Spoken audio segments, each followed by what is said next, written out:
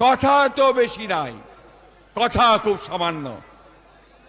আওয়ামী লীগের সভানেত্রী যারা তাকে বলে প্রধানমন্ত্রী, আমরা বলি অবৈধ প্রধানমন্ত্রী, জোর করে দুইবার নির্বাচন করেছে, 2014 আর 2018, তাই না?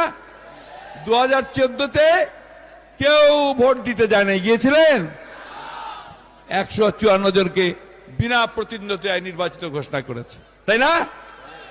আর 2018-তে আগের রাতেই নাকি ভোট শেষ, তাই তো? উনি নাকি আবার নির্বাচন করবেন। পরশুদিন যশোরে মিটিং করেছেন, দেখেছেন? সরকারি সমস্ত সুযোগ সুবিধা নিয়ে রাষ্ট্রের সমস্ত যন্ত্রকে ব্যবহার করে হাজার হাজার বাস ট্রাক নিয়ে তিনি যশোরে একটা সভা করেছেন, এমনকি স্টেডিয়ামের গ্যালারি পর্যন্ত